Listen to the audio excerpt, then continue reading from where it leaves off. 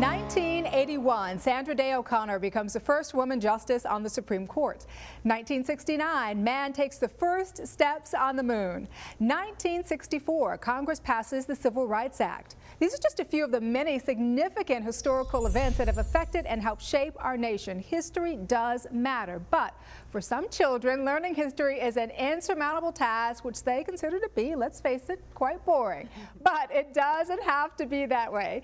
We learn more about this morning from our guests. Let's meet Laureen Hungo Brady and Kevin T. Brady, PhD, both of the American Institute for History Education, and rejoining us this morning is our old friend Donald G. Kniezek, PhD, and former CEO of the International Society for Technology in Education. Welcome to all of you. Good morning. Good morning.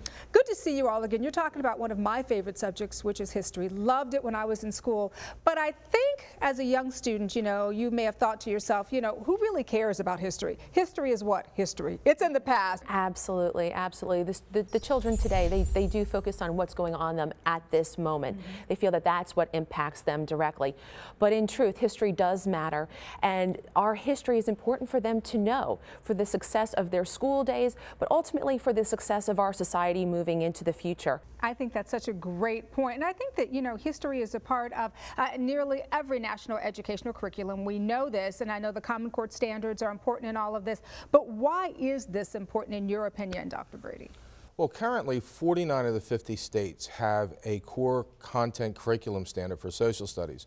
But in addition, 46 states have signed up for the National Common Core standards for English language arts, which has a big history component now, where students have to read historical text, informational text, and primary sources. I think we can all agree, right, that history is important and relevant, but how can we get young people focused on history that happened before and not the iPad that's telling you all the latest stuff that's happening today? Sure. Well, our teaching resources and what we use within the classroom with our young students needs to be creative. It needs to be innovative, but most importantly, rich in academic content.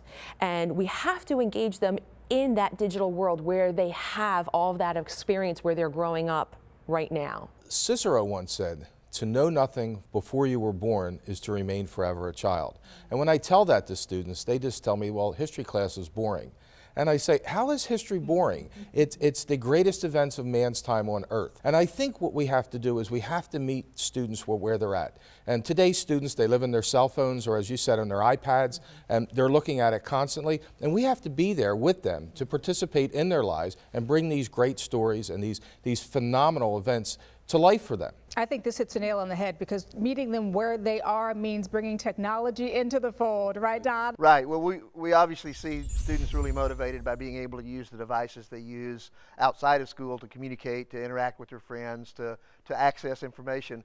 Being able to use that in an academic pursuit such as history is really exciting and important to them. And not only does that engage them in a different way, but it allows them to extend an area that they find interesting. With all the digital resources available, they can pursue that in a way that's impossible to do if you don't have the digital resources and connectivity in order to do that.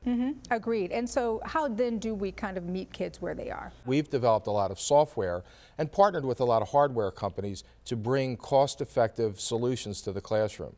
And our flagship, or our signature product, is Cicero History Beyond the Textbook. It meets all the standards, the Common Core standards, all the state standards. And then what we did is we took a look and we said, we also have to really meet the young learners where they're at. So we developed a software product for them called Cicero Kids, in which the students can go through a museum and really discover a lot of historical events, at the teacher's pace and the standards pace, but also give them the opportunity to delve deeper into history, to really go where places where they find it to be very exciting. Cicero Kids is a wonderful, warm, engaging environment for students K through 5.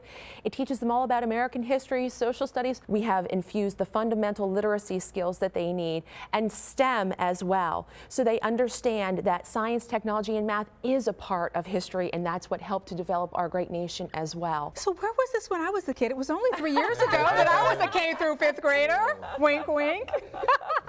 All right, terrific information, guys. Thanks so much for coming by and sharing. Good to see you too, Don. Okay, great to meet you all. Take care. All right, to find out more about engaging your child with a love of history, visit the website for the American Institute for History Education, cicerossystems.com.